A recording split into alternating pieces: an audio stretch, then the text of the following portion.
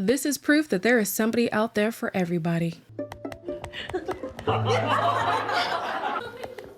my God. Hello everybody, welcome back to my channel. My name is Queenie. For those who don't know me, reviewing Married at First Sight Australia, Season 10, Episode 2. Why am I already lost? It's only 2 episodes in. Before I get into it, please make sure to like the video, subscribe, and hit the bell, and leave a comment down below. So our first couple, Lindell and Cameron, not much happened between them. They had a great first night, stayed in the same bed, and they're off to Fraser Island for their honeymoon.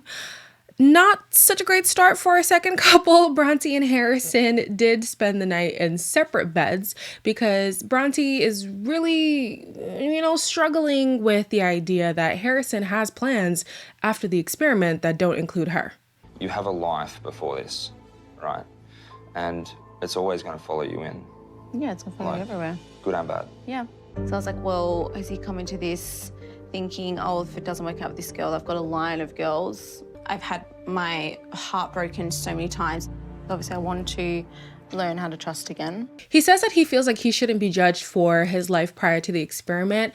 And I don't think that. Like, it is kind of hard because the show is purely just an experiment and the marriages aren't legal, right? But if you are marrying somebody, your entire past is important. It literally is important, down to your upbringing. It kind of can determine whether or not we are compatible, or if your upbringing might unveil some things that I would potentially have to deal with in our union. Just, you know what I mean? Like, your past is important.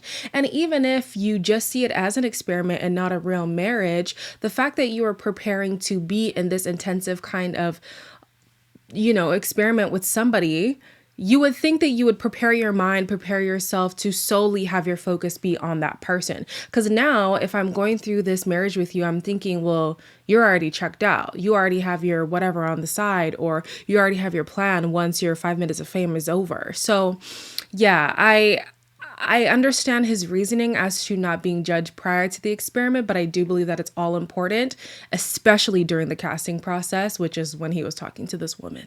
Moving on to our next couple match, we have Sandy, who is 36, and Dan, who is 42. They are both looking for somebody ambitious, fun-loving, and ready to dive into love. I'm gonna have to go up against culture, tradition, my parents. That's huge for me. Through the experiment, it gives me that experience of spending time with someone long-term where they can maybe help me break down those barriers and get to know who I am underneath and appreciate that person. I want to meet someone with the same values, someone I can trust, who's driven and ambitious. I've worked so hard, always striving to get to that next step, so I've accomplished quite a bit in life. But my biggest success is definitely my daughter, Keely. For Sandy, who has been brought up in a very strict household, he could be the guy to guide her through this whole experience.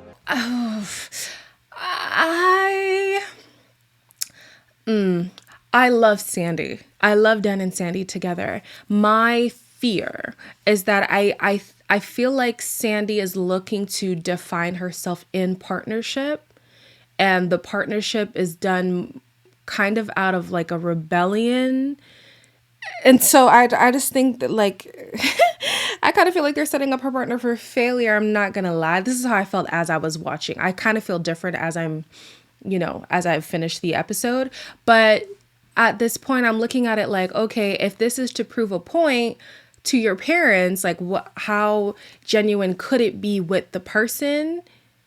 Like, I don't know. I don't know how I feel about this. Like, she wants somebody who's going to be patient with her and help her, like, find her bearings on who she is and get past the barrier that she's been holding up. I don't feel like that's necessarily the partner's duty. It can be done through partnership, and it's not a negative if it's done through partnership, but I feel like that's a journey she needs to go on her own. Whatever, it's neither here nor there. They do say that Dan is a stable person, which is great, but at this point of the episode, I have to make it clear, at this point of the episode, I was looking at it like she kind of would be coming in more of a dependent than a partner, because she has so much growing and learning to do when it comes to union. But Hey, my mind changed. I'm just letting you know that's how I felt.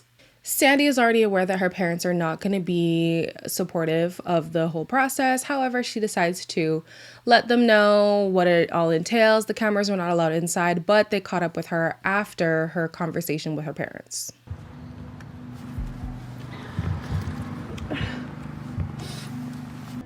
I just felt so bad. My mum was like, oh,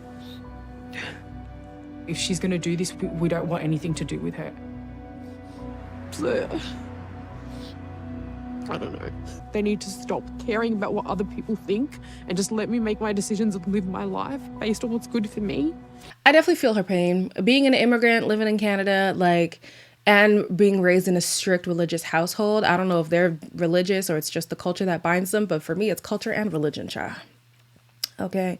And living in a country that is very different from the country that your parents come from, you're battling a lot. The sense of community is very strong in cultures like this. And so public perception is everything. I fully empathize for the girl. It is definitely a tough reality to go through, but being 36 and trying to take matters into your own hands, at some point you're going to have to pave a path for yourself, and you can't keep looking for the validation of your parents because it might never come. So in this aspect, I do side with her. She does have support from her best friend and also her siblings, which is good. She's not completely on an island. She does have a support system around her. At the wedding, Dan's friends, I'm looking at them a little bit side eye. They're not fond of the extravagance of it all, but Dan doesn't seem to mind. I'm Dan. Nice to meet you, Dan. I'm Sandy. Sandy, nice to meet you. Wow. She's not what I expected. Not at all. I'm shocked. It's quite unusual. I felt this, all of a sudden, this overwhelming pressure of, oh, what are people going to think? What are they going to say? Wow. You look beautiful. You nervous? Yeah. Yeah, me too. Thanks. I just want to know what the friends weren't expecting. Were they not expecting the extravagant Indian type wedding? Were they not expecting an Indian at all? And if you weren't expecting it, I don't know if they kept running back the same clips or if they just kept saying it this frequently. I'm just like, okay, we get it. You had a different picture in mind, but that's not the case. Can we move on? It's making me think what's really in question here, but they did come around, so I'll let it slide. In the vows, she shares her pitfalls and asks for patience in her partner. And in his vows, he was tearing up talking about his daughter and was saying that he is going to be patient with his partner. And I'm just like, oh my gosh, they both asked for patience. Well, she asked for patience and he said he's willing to give patience. It's kind of serendipitous or whatever. And he plans on continuing to live his extraordinary life with her as a partner. Obviously, they did not kiss, but they did share some traditional rituals. Well, her tradition. And Dan was very receptive. So, that looks good on you. Thank you. This is the fun bit.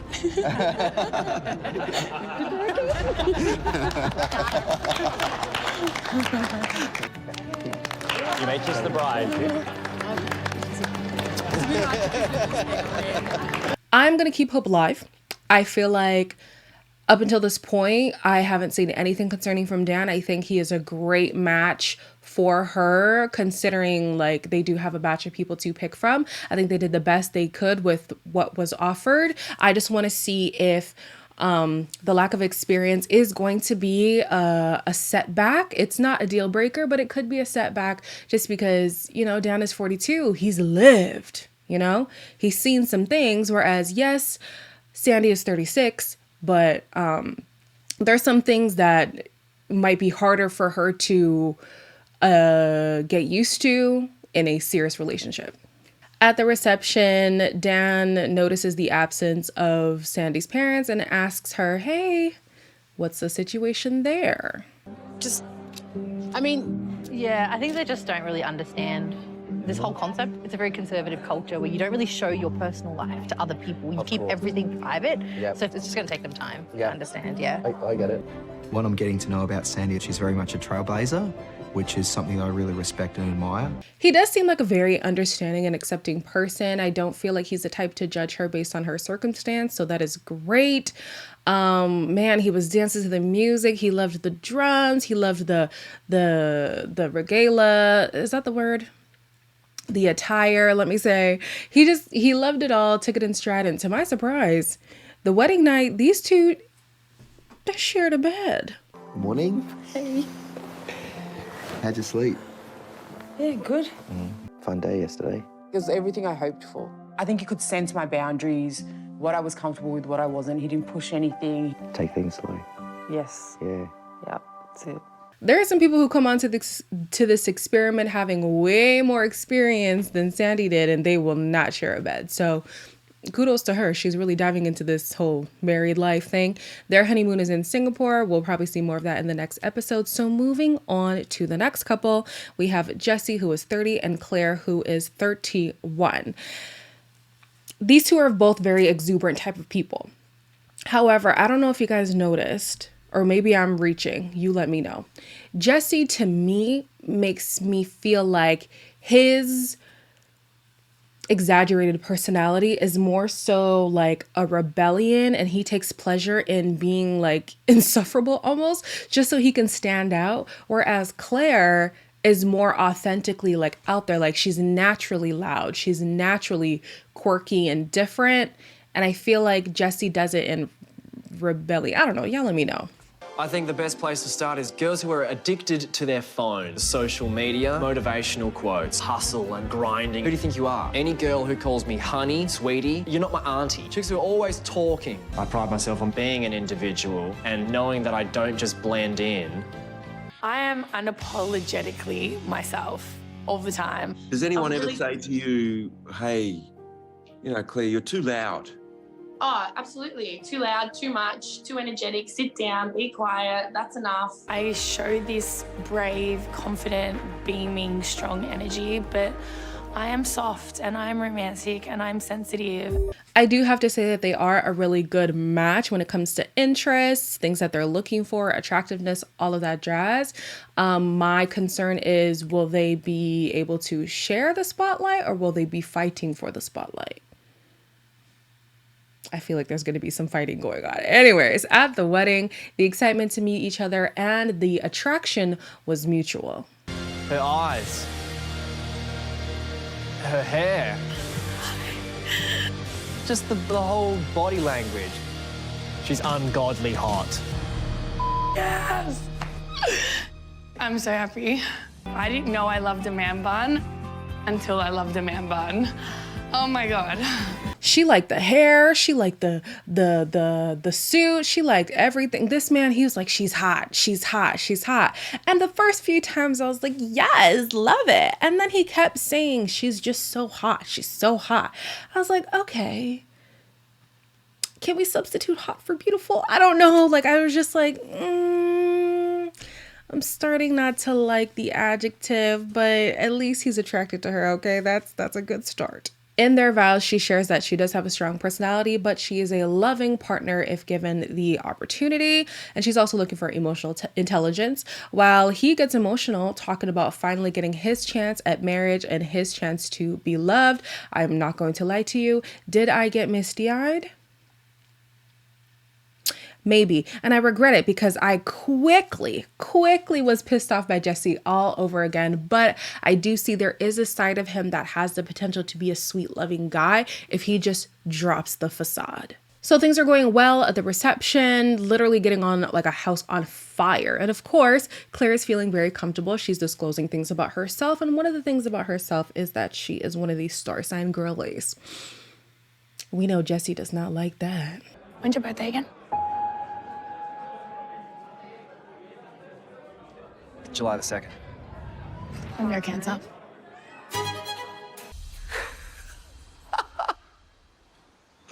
Saying how annoying I think they are. And then he or she is super passionate about it. That is just so me. I'm concerned that we're moving into ick territory. I really believe in them.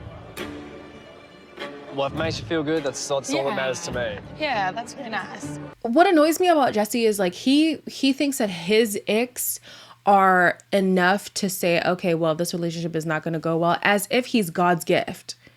She can look at you and say, I don't like the A, B, C, and D, but for the sake of partnership, for the sake of seeing the experiment through, I'm looking past those things and I'm giving you a chance. I don't ever see her trying to force astrology onto him. She's just saying, this is something that interests me. At the very least, you could just respect her stance. And he does kind of like ease off it a little bit, but I'm sorry, the way that he shifted his own energy towards her, I thought was pathetic, because it's not something that he thinks is a deal breaker. It's just something that he tends to find annoying. People are annoying. It's literally just a fact of life. People will annoy you. If she is perfect, in all other aspects, you can take the whole star sign thing. Anyways, things do not get better the next day and onto the honeymoon. Well, the next day was fine, but when they're on the honeymoon, he starts to pick up like she's very energetic, and it's like sensory overload for him. Jesse actually shushed me a couple of times today, and I did not like being shushed. Like, one day in, if you're already shushing me, you are gonna have a hard time ahead of you, buddy boy. It's just how much she talks and comments. I prefer quality conversation over quantity of conversation. I'm sorry, if I was shushed, I'm trying to keep myself from getting hot right now. That would piss me right off. I'm not a child. I don't need to be managed. Do not treat me like I'm less than just because I maybe don't conform to the image that you thought I was gonna be. You know what I mean? Like, it's not like she didn't have decorum or something. If she was causing a scene, maybe this would be a different different conversation. But I don't feel like she was really acting the ass. I don't know, Jesse. I don't like you, Jesse. Does Jesse have exes? Yeah, he's 7 years single, so he's got some exes. I want to know what was the reason for the dissolution of those relationships, because I feel like his nitpicking would probably be the top reason. It's annoying. You're not perfect, and she's choosing to see past that. You can do the same. Anyways, that's it for today. Like, comment, share, and subscribe, and I'll see you guys in the next one.